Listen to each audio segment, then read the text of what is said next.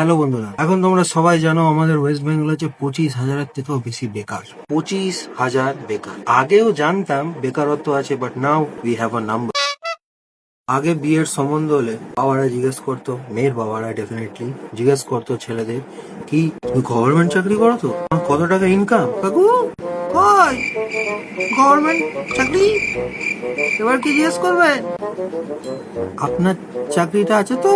আগে মেয়েরা বলতো, এই এক সপ্তাহ আগে মেয়েরা বলতো কি, তুমি আমাকে যে ভালোবাসো তার প্রমাণ দাও, তুমি কি কতটা আমাকে ভালোবাসো তার প্রমাণ দাও, তুমি আমার কেয়ার করো তার প্রমাণ দাও, তুমি এফার্টস দাও, এই দাও ওই দাও। এখন খালি বলছে তুমি ঘুষ না দিয়ে চাকরি পেয়েছো তার প্রমাণ দাও, খালি তার প্রমাণ দাও, তাই দিলেই হবে। ভালোবাসা লাগবে না, খালি ঘুষ ছাড়া যে চাকরি পেয়েছো তারই প্রমাণ। আর ভাই, এই চাকরি যাওয়ার পর সবার থেকে ভয় পেয়ে যাচ্ছে হচ্ছে গোল্ড ডিগার মেয়েরা।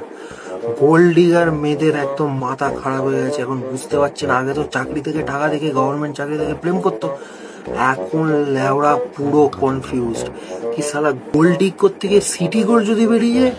কিন্তু চাকরি যে চলে গেছে, এত মানুষের খুব খারাপ সময়, খারাপ অবস্থা চলছে, সলিউশন আছে। যে রেসপন্সিবল এটার জন্য সে এটা সলিউশন দিয়েছে। সে বলছে কি চায়ের দোকানে অনেক বেশি ইনকাম একটা চাকরি বাকরি করা। সো আমার মনে হয় আমাদের ওইটাতে ফোকাস করা উচিত, চা, বিস্কুট আর ঘুগনি।